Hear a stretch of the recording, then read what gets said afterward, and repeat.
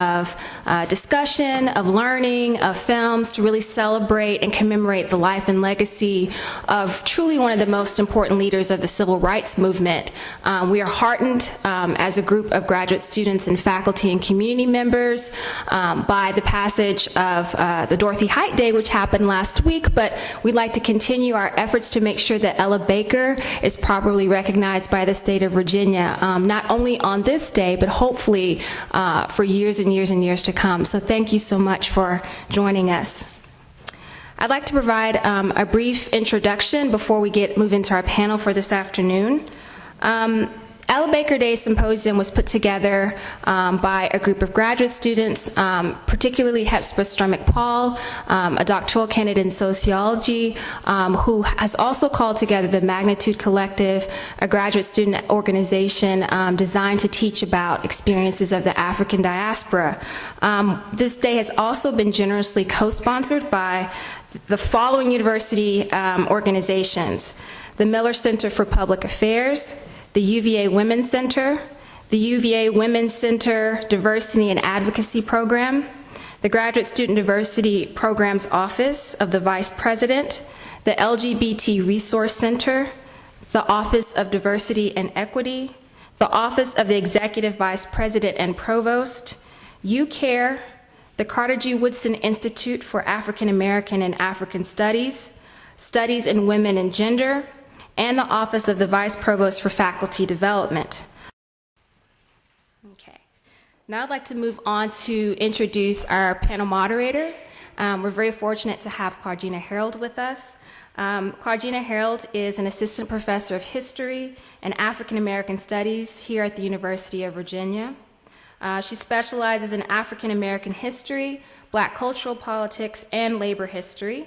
She is the author of The Rise and Fall of the Garvey Movement in the Urban South, one of my favorite books, which chronicles the history of Marcus Garvey's UNIA from the perspective of Black women and men living below the Mason-Dixon line. Her forthcoming book, No Ordinary Sacrifice, New Negro Politics in the Jim Crow South, details how the development of New Negro politics and thought was shaped by people, ideas, organizations, and movements rooted in the U.S. South, bringing into view the full ways Southern Blacks validated the idea of the new Negro as a national phenomenon.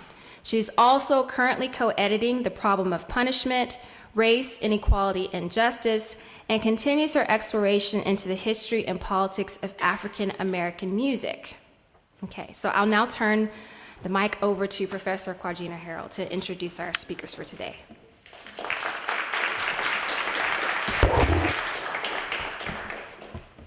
I ask that you bear with me. I couldn't get this printed out, so I will be reading from the computer. For those of us within and beyond the Academy who take seriously the historical mission and political obligations of African American studies, the celebration of an ancestor constitutes an integral component of our ongoing struggle to create a more liberated existence in the here and now and for the yet unborn. As Vincent Harding noted in his seminal essay, The Vocation of the Black Scholar, the deepening of our sense of identity presses us to seek, to know, to understand, to clarify the ways and means by which our fathers and mothers carried the struggles for integrity and freedom in their time. The urge to meet them in their history will move us relentlessly to seek out their own essential understanding of themselves, and then to subject that body of knowledge to our best rigorous thought, humanized by deep and lasting commitments to the common struggle.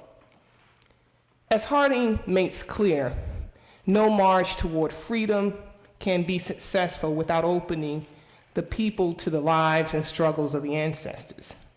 Thus, by engaging history, by dancing with the ancestors, we gain not just the intellectual clarity, but the spiritual resources necessary for the creation of a beloved community.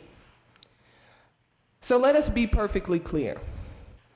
This day, these panels, our conversations are not episodic events disconnected from history and the larger history of the freedom struggle, a struggle deepened by the sacrifices of women like Ella Jo Baker and Ruby Sales, but rooted in the Afro-diasporic tradition of remembering, of celebrating, of dancing with the ancestors.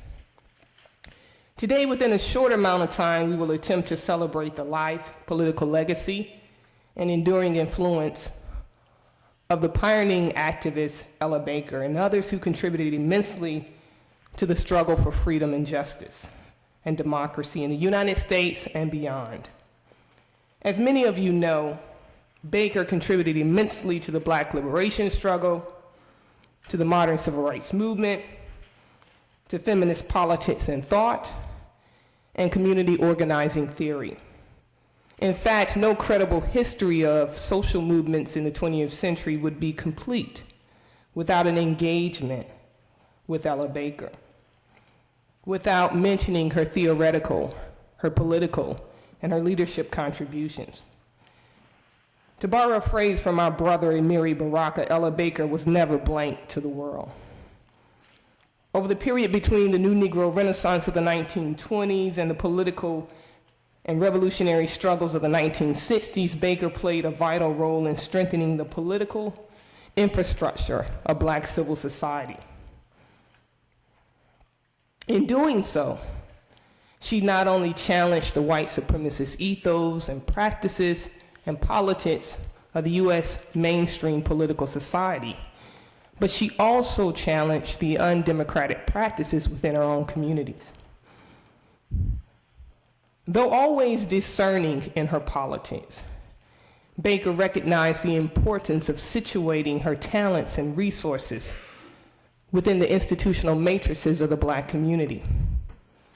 Especially in a moment when gross misreadings of Baker's community organizing theory abound, it is important to remember that Baker was always engaged with the central institutions of her community, the Black church, Black political organizations, and historically Black colleges and universities.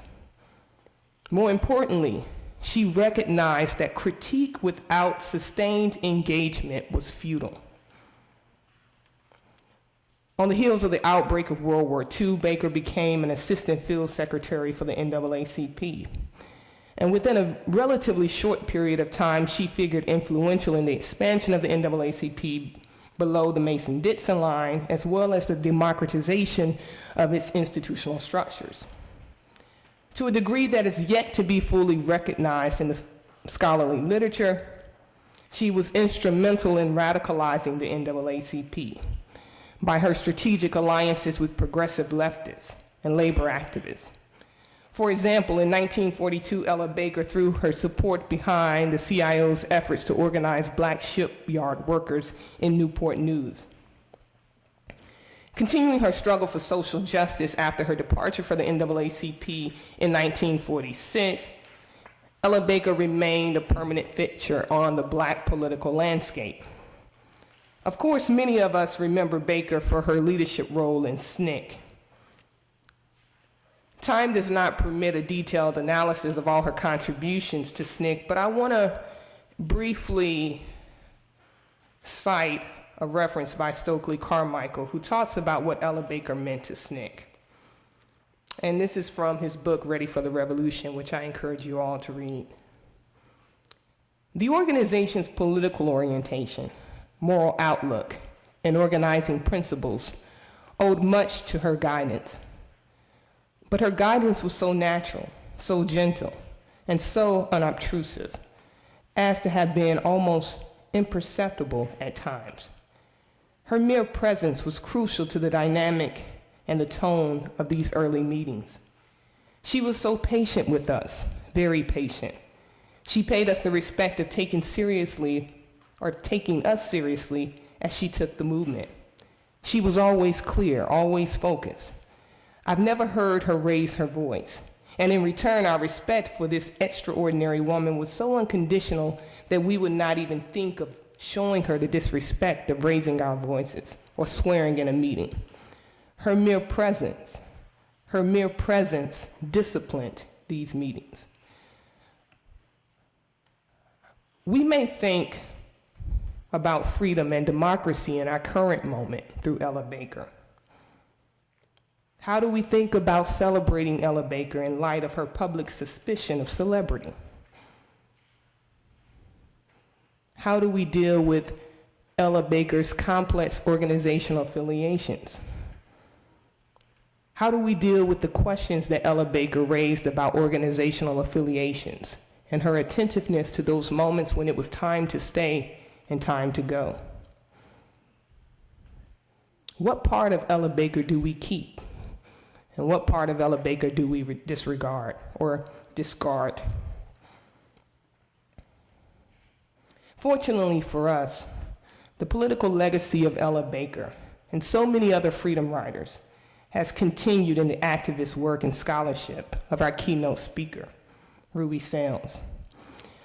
A native of Birmingham, Alabama, who spent a considerable amount of time of her childhood in Columbus, Georgia, Sales embodies the best of the scholar-activist tradition. As an undergraduate at Tuskegee University, she became engulfed in the revolutionary spirit of the 1960s. And through the encouragement of her classmates, she became actively involved in organizing work for the SNCC, the Student Nonviolent Coordinating Committee. That organizing work would bring her to what some in the movement regarded as the belly of the white supremacist beast, Lowndes County, Alabama, where she participated in the local struggle to secure for the Black populace not only their civil but their human rights. For their contributions, Sales and her comrades faced ridicule, endured long and short stints in jail, and in the case of Jeffrey Daniels, sacrificed their lives. The gruesome detail of Daniels' death and its profound impact on Ruby Sales I will not detail here. However, if interested in the story of the Lowndes County movement and Sales' importance to that movement, I encourage you all to visit her gripping recollection of that at the website Veterans of the Civil Rights, her interview with her colleague Vincent Harding, and a recently published book by Hassan Jeffries entitled Bloody Lowndes. Wounded but not broken, after Daniels' death, Sales remained engaged politically, intellectually, and socially. Not just an activist, but a deep thinker, she played a pioneering role as a founding editor of the journal Sage, a scholarly journal on Black women. Especially important for me as a believer is her healing work with Spirit House, which is engaged in the transformative work of bringing forth a more beloved community. It emerged from her recognition of the necessity, but the limitations of material analysis. Or as she notes in her acknowledgement that there is another dimension of human existence that I don't have access to. Founded in 2000, Spirit House represents the best of the Black prophetic tradition and constitutes an important intervention in the Black religious public sphere. One cannot engage the work of Sales without thinking about the power of Black religion, but most importantly, the power of the Southern Black voice. In his edited volume, Black Southern Voices, John Killens affirmed the existence of a distinctively Southern voice.